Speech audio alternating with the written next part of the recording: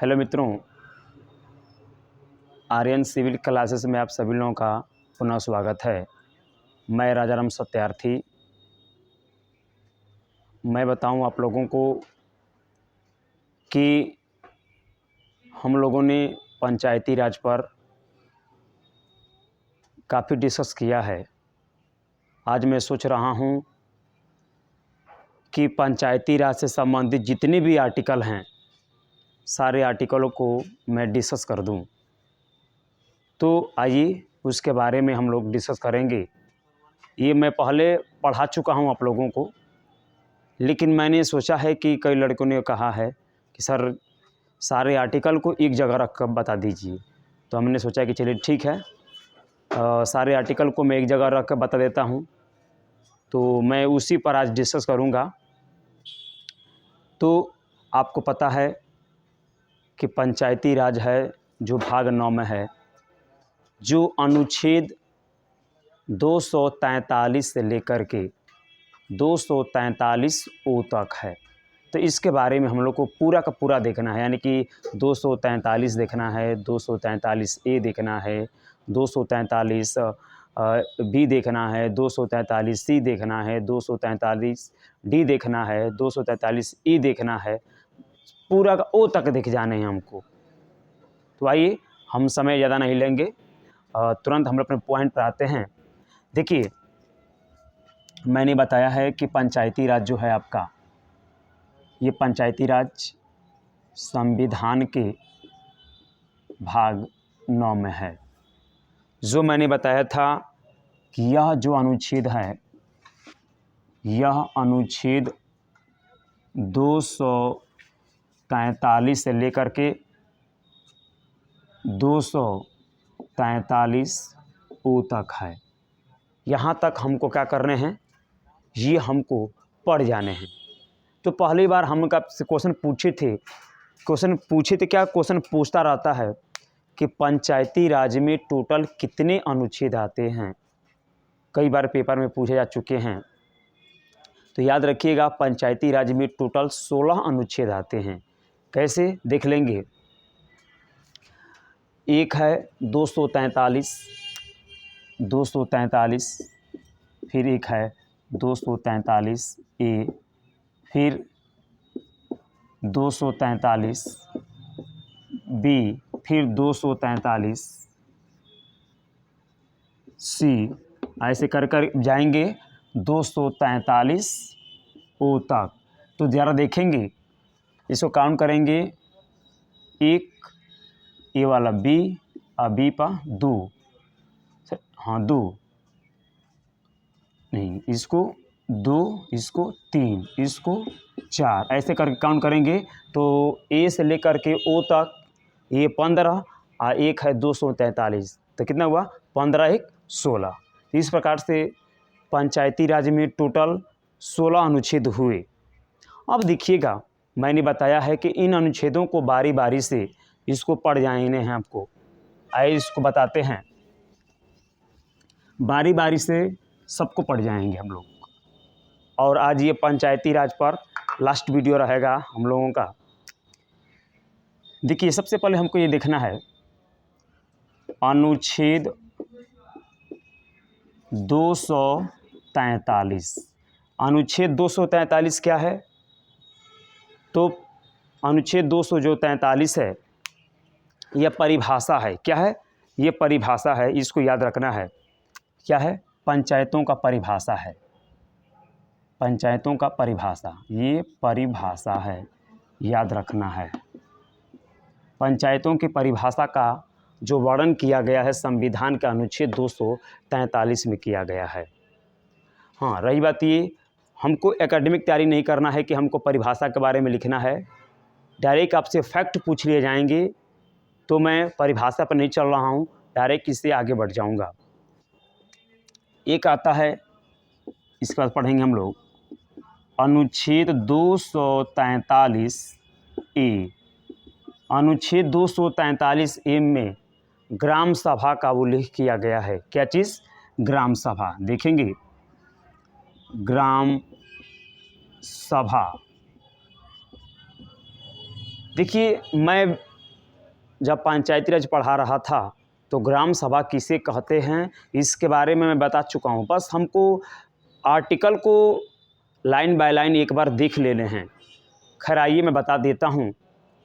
वह गांव जिसकी जनसंख्या 1000 होती है, जिस गांव की जनसंख्या 1000 होती है उसको ग्राम सभा घोषित कर दिया जाता है। कभी कभार क्या होता है कि एक ग्राम सभा में एक से अधिक 2-3 गांव भी आ जाते हैं, अर्थात जब तक उनकी संख्या 1000 नहीं हो जाती है तब तक वो गांव कहे जाते हैं। अगर 1000 हो जाती है तो वह गांव आपका ग्राम सभा कहा जाता है। तो ग्राम सभा का जो वर्णन किया गया है संविधान का अनुच्छेद 243 ये है। अब देखिएगा, ये आपका अनुच्छेद 243 बी है। अनुच्छेद 243 बी क्या है? तो पंचायतों का गठन है। क्या है? पंचायतों का गठन है। इसके देखना है पंचायतों का गठन, पंचायतों का गठन। पंचायतों का गठन यानी कि ग्राम पंचायत, पंचायत समिति, जिला परिषद, ये आपका अनुच्छेद 243 बी में है इनका, इनको देख लेना है। फिर आगे देखना है पंचायतों का संरचना है, जो आपका अनुच्छेद 243 सी में है। पंचायतों की संरचना, पंचायतों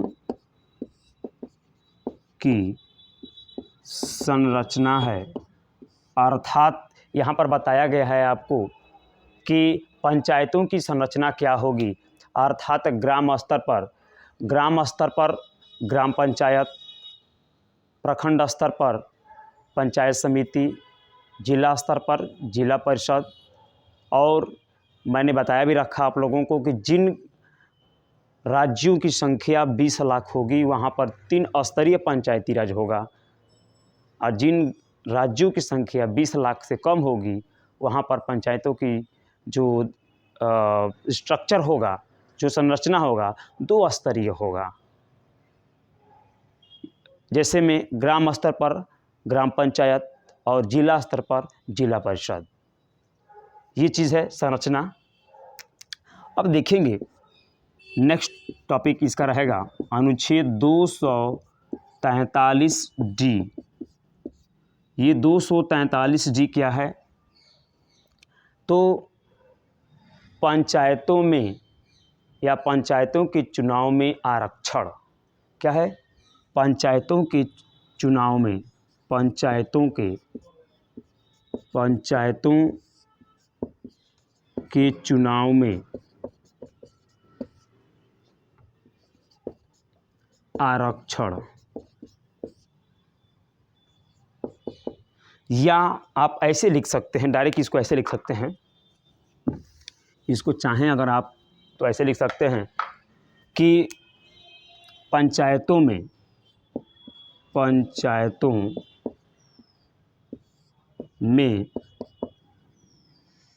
अनुसूचित जाति,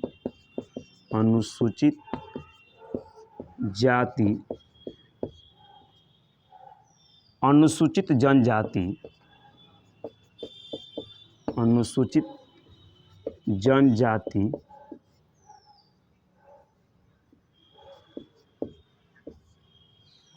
एवं महिलाओं का आरक्षण।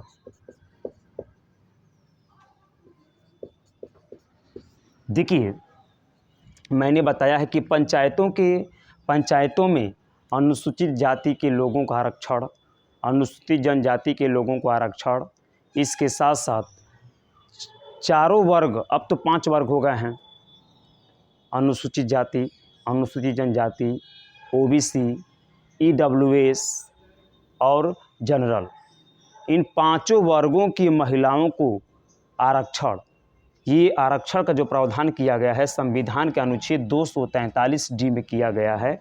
चूँकि मैं इस वीडियो को केवल अनुच्छेद पर डिस्कस करने के लिए आया हूँ, ये पूरा का आरक्षण मैंने क्या किया है, पिछले वाले वीडियो में इसके बारे में काफ़ी मैं डिटेल बताया हूँ, जाकर पीछे वाले वीडियो में देख सकते हैं इस चीज़ को। लेकिन मैं बता दूं आप लोगों को कि अनुसूचित जाति, अनुसूचित जनजाति, अन्य पिछड़ा वर्ग के लोगों को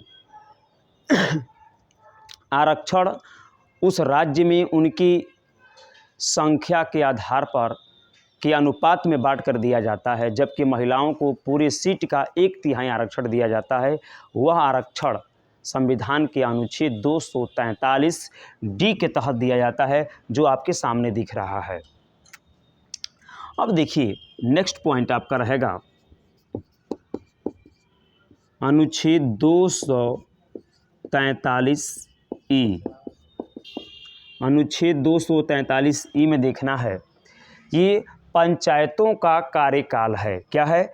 पंचायतों का कार्यकाल। पंचायतों का कार्यकाल है। इसका मतलब ये है ग्राम पंचायत या पंचायत समिति या जिला परिषद के जो प्रतिनिधि चुनाव जीत कर आते हैं, तो चुनाव जीतने की तिथि से अर्थात शपथ की तिथि से आगामी 5 वर्ष तक ये अपने पद पर बने रहेंगे। इसको कार्यकाल कहा जाता है। ये इनका कार्यकाल 5 वर्ष का होता है। इस बात का जो वर्णन किया गया है संविधान के अनुच्छेद 243E के तहत किया गया है। अब देखेंगे नेक्स्ट पॉइंट आपका इसका रहेगा अनुच्छेद 243F। अनुच्छेद 243F देखने हैं। देखिएगा, पंचायतों में या पंचायतों के लिए अयोग्यता का प्रावधान। क्या करना है? पंचायतों के लिए अर्थात वे व्यक्ति पंचायतों का चुनाव नहीं लड़ सकते हैं, और कौन व्यक्ति नहीं लड़ सकते हैं उसके बारे में संविधान का अनुच्छेद 243F में रखा गया है। अर्थात इसको कह सकते हैं पंचायतों में, पंचायतों के लिए या पंचायतों के चुनाव के लिए अयोग्यता का प्रावधान। पंचायतों के चुनाव में अयोग्यता का प्रावधान।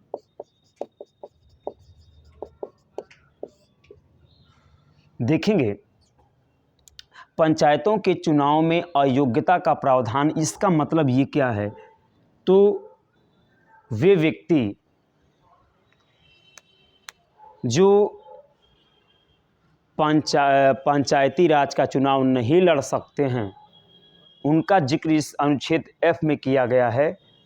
तो पहली बात देखेंगे, पंचायत के चुनाव लड़ने के लिए 21 वर्ष चाहिए, तो जिनका 21 वर्ष नहीं होगा वो अयोग्य करार दे दिए जाएंगे। दूसरी बात, राज्य विधानसभा पंचायतों से संबंधित जो नियम कानून बनाएगी, अगर उसके अनुकूल उस व्यक्ति में योग्यताएं नहीं पाई जाती हैं तो वह व्यक्ति अयोग्य करार कर दिया जाएगा। संविधान के अनुच्छेद 243F के तहत ये सारी बातें आपका संविधान के अनुच्छेद 243F में दिया गया है, यही बात है।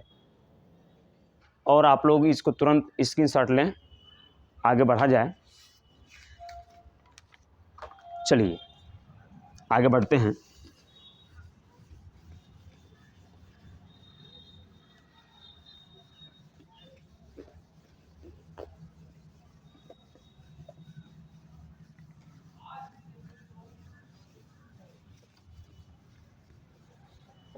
देखिए, ये जितना मैं टॉपिक बता रहा हूँ, ये पिछले वाले वीडियो में मैंने इसके बारे में काफ़ी डिटेल बता रखा है आप लोगों को। बस इसमें आपको केवल प्रत्येक आर्टिकल को जानकारी दे देने हैं कि कौन सा आर्टिकल कैसा है, क्या है, बस उसके बारे में आपको दिखा देने हैं लाइन बाय लाइन। अब देखिए, हम लोगों ने अयोग्यता तक पढ़ लिया, अर्थात 243F तक पढ़ लिया। अब देखना है 243G। 243G क्या है उसके बारे में हमको देख लेने हैं। तो देखेंगे संविधान के अनुच्छेद 243G के बारे में हम लोगों को देखने हैं। तो पंचायतों की शक्तियां, प्राधिकार एवं उनके उत्तरदायित्व हैं। पंचायतों के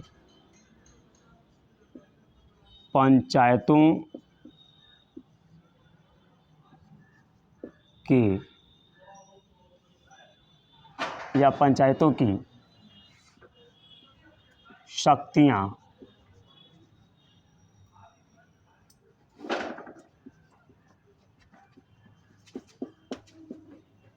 प्राधिकार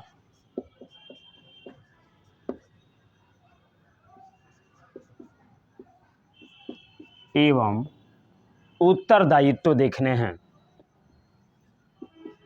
उत्तरदायित्व देखिए, संविधान के अनुच्छेद 243G के अंतर्गत पंचायतों की शक्तियां, प्राधिकार एवं उत्तरदायित्व के बारे में उल्लेख किया गया है। अर्थात पंचायतों का क्या अधिकार है, क्या शक्तियां हैं, क्या कर्तव्य हैं, उनके बारे में आपको यहाँ पर दिए गए हैं। अर्थात पंचायतें जो होंगी आर्थिक विकास एवं सामाजिक न्याय के लिए किस प्रकार कानून बनाएंगी और राज्य सूची होती है, राज्य सूची में जो 29 विषय होते हैं, उन विषयों पर कानून बनाने का जो अधिकार होगा राज्य को होगा, उसके तहत इनको भी अधिकार दिए जाएं और सामाजिक विकास, आर्थिक विकास से संबंधित जो भी नियम कानून बनाएंगे उनके बारे में ये बात बताया जाता है 243G के अंतर्गत। अब देखिएगा, यही है। फिर आगे देखना है संविधान के अनुच्छेद 243H के तहत, संविधान के अनुच्छेद 243H के बारे में देखना है। तो पंचायतों द्वारा करारोपण का अधिकार, अर्थात जो पंचायतें कार्य करेंगी, जैसे मान लीजिए कि ग्राम स्तर पर ग्राम पंचायत, प्रखंड स्तर पर पंचायत समिति या क्षेत्र पंचायत, जिला स्तर पर जिला परिषद, तो इनको भी टैक्स लगाने का अधिकार, टैक्स वसूलने का अधिकार, टैक्स का उपयोग करने का अधिकार संविधान का अनुच्छेद 243H के तहत दिया गया है। तो इसके बारे में हमको जानना है। तो पंचायतों द्वारा लिख लेंगे आप लोग कि पंचायतों द्वारा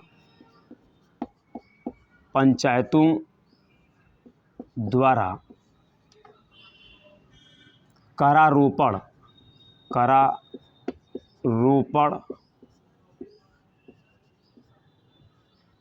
का अधिकार। एक बात देखेंगे, यहाँ पर जो पंचायतें जो टैक्स लगाएंगी, शुल्क लगाएंगी, फीस लगाएंगी, या जो रोड टैक्स लगाएंगी, वसूलेंगी और उसका उपयोग करने का भी इनका अधिकार होना चाहिए। और इसके साथ साथ इसमें यह भी बताया गया है कि राज्य के संचित निधि से राज्य इनको राशियां अनुदान करेगा, जिससे ये लोग अपने क्षेत्र में विकास कर सकें। इस बात का प्रावधान आपका संविधान का अनुच्छेद 243H के अंतर्गत किया गया है। इसके बारे में आप लोग जानेंगे। अब देखेंगे दूसरा अनुच्छेद आपका 243I है। 243I में पंचायतों के लिए वित्त आयोग का गठन का प्रावधान है। क्या है? पंचायतों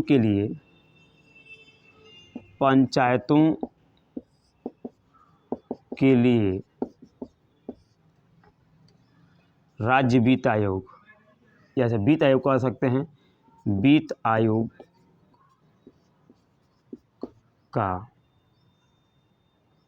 गठन का प्रावधान है। मैंने बताया है भी आप लोगों को कि ग्राम स्तर पर ग्राम पंचायत, मध्य स्तर पर पंचायत समिति या क्षेत्र पंचायत और जिला स्तर पर जिला परिषद, इन सभी लोगों के लिए राज्य के राज्यपाल द्वारा वित्त आयोग का गठन किया जाता है। यह वित्त आयोग राज्य के वित्तीय मामलों का पुनर्विलोकन करेगा, समीक्षा करेगा कि पंचायतों को जो कितना निधि दिया जा रहा है या निधि में कितनी राशि जा रही है, नहीं जा रही है, कितना खर्च हो रहा है, सारा का सारा रिपोर्ट राज्यपाल को सौंपते हैं वित्त आयोग के अध्यक्ष। और वित्त आयोग के अध्यक्ष की जो नियुक्ति करते हैं राज्यपाल करते हैं। तो पंचायतों के वित्तीय मामलों का पुनर्विलोकन करने के लिए, समीक्षा करने के लिए, नियंत्रण करने के लिए राज्य वित्त आयोग का गठन किया जाता है। संविधान के अनुच्छेद 243 आई के तहत ये आपका 73वां संविधान संशोधन द्वारा ये सब तय कर दिए गए थे। अब देखेंगे ये आपका वित्त आयोग रहा। वित्त आयोग के साथ साथ आपको मैं बता दूं आप लोगों को कि पंचायतों के लेखाओं की संपरीक्षा है, तो जरा इसके बारे में भी देख लेंगे, जो संविधान का अनुच्छेद 243 जी के तहत है। संविधान के अनुच्छेद 243 जी में क्या प्रावधान किया गया है, तो पंचायतों के लेखाओं की संपरीक्षा, पंचायतों की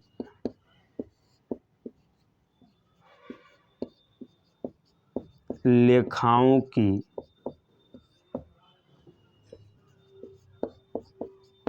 संपरीक्षा अर्थात पंचायतों का जो लेखा जोखा होगा, लेखा जोखा का जो प्रावधान होगा, इसके माध्यम से किया जाएगा, जिसका प्रावधान संविधान का अनुच्छेद 243 जी के तहत किया गया है। जैसे मान लीजिए कि भारत सरकार है, भारत सरकार का लेखा जोखा जो रखता है वित्तीय मामलों में, वह नियंत्रक महालेखा परीक्षक रखता है। उसी प्रकार मैं बताऊं आप लोगों को, पंचायतों का भी लेखा जोखा रखा जाता है। तो ये लेखा जोखा रखने का जो प्रावधान है संविधान के अनुच्छेद 243 जी के तहत किया गया है।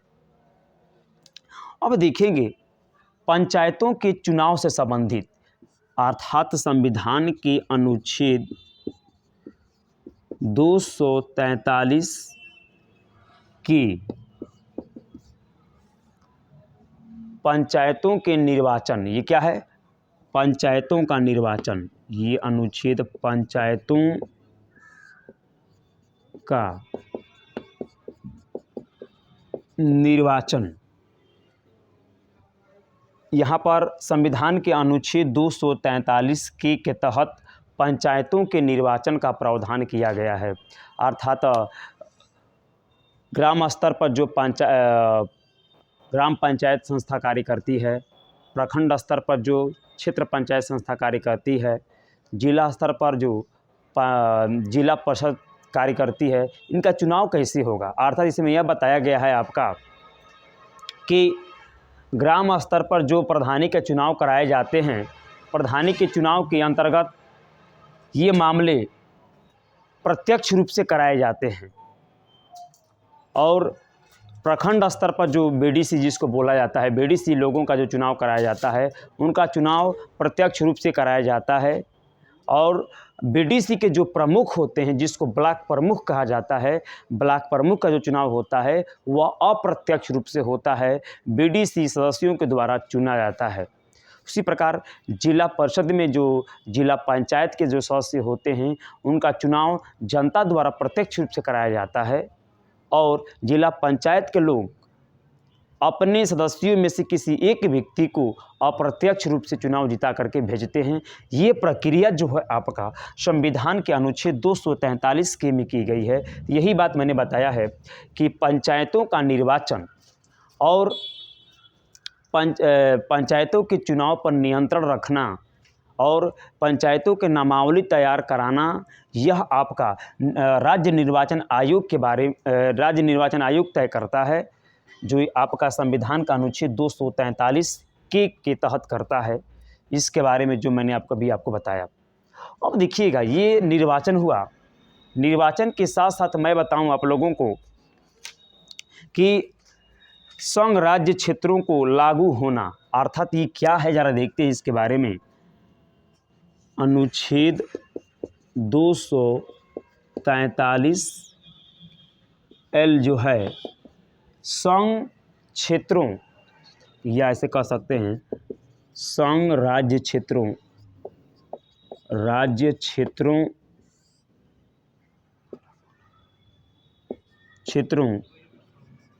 को लागू होना। इसका मतलब क्या है? क्या चीज़? संघ राज्य क्षेत्रों को लागू होना का मतलब क्या है?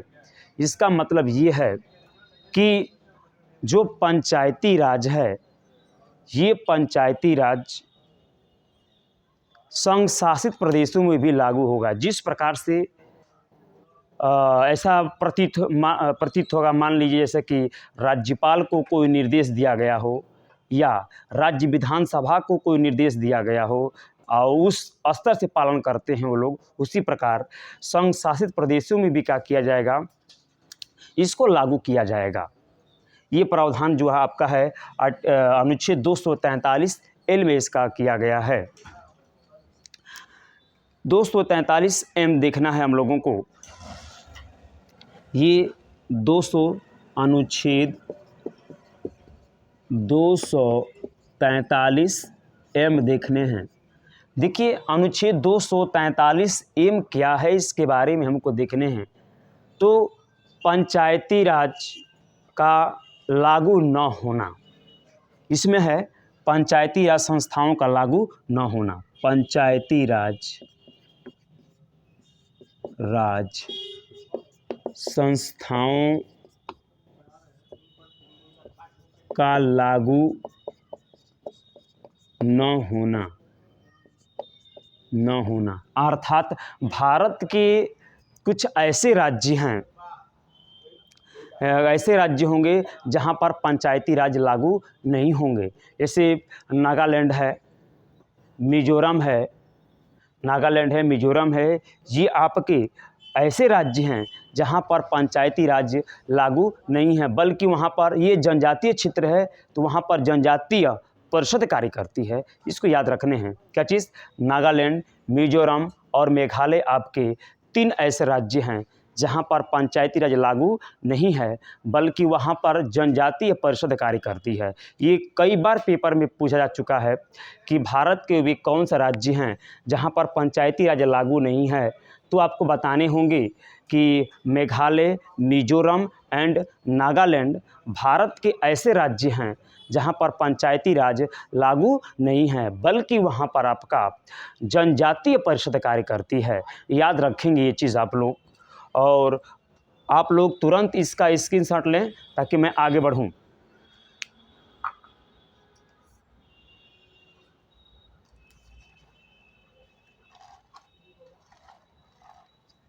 चलिए,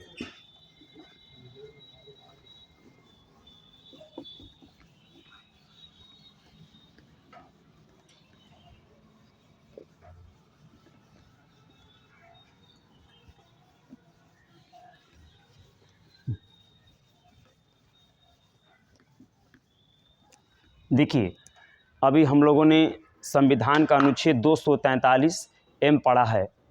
अब पढ़ना हम लोगों को संविधान का अनुच्छेद 243 एन।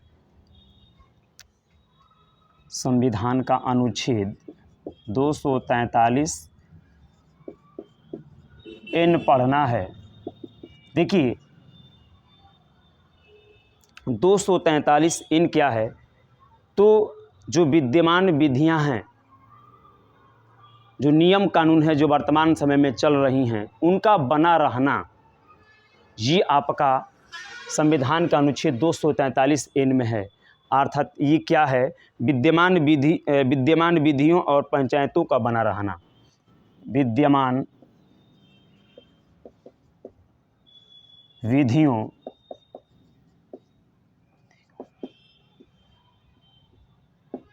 एवं पंचायतों का बना रहना।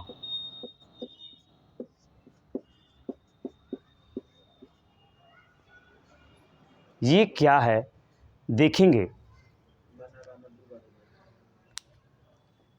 ये मैं बताऊं आप लोगों को, कुछ ऐसे नियम कानून होते हैं, कुछ ऐसी विधियां होती हैं जो पंचायती संस्थाओं के लिए सही नहीं होती हैं, अर्थात पंचायतों के साथ ये असंगत करती हैं, उसके बावजूद भी ये इसमें बनी रहती हैं।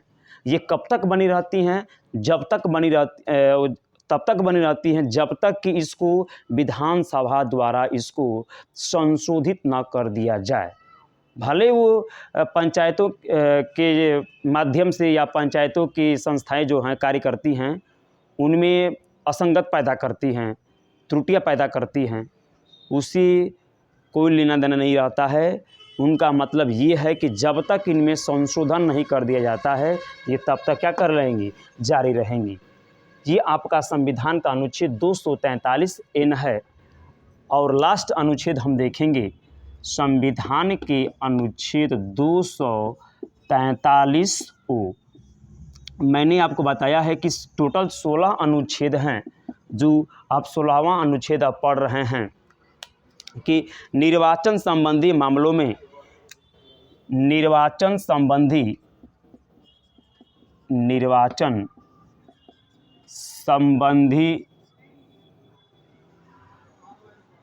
मामलों में न्यायालय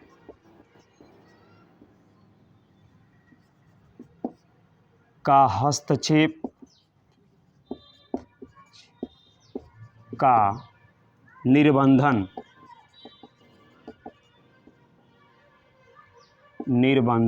ये हमको देखना है। देखिए, निर्वाचन संबंधी मामलों में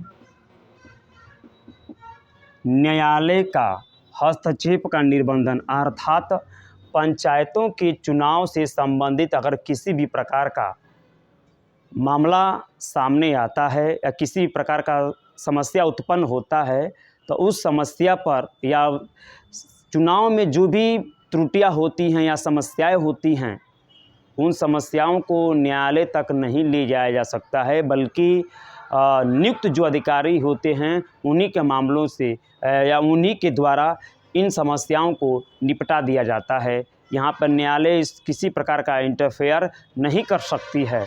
ये बात आपका संविधान के अनुच्छेद 243 ओ में रखा गया है कि पंचायतों के चुनाव में कोई भी कोर्ट किसी भी प्रकार का इंटरफेयर नहीं करेगी। और मैं उम्मीद करता हूँ इस प्रकार से कि 16 अनुच्छेद मैंने बताया आप लोगों को और आप लोगों को ये समझ में आया होगा। अगर आपको ये वीडियो अच्छा लगा हो तो आप इसको लाइक एंड सब्सक्राइब ज़रूर करेंगे और अपने दोस्तों के बीच में इसको शेयर करेंगे। धन्यवाद।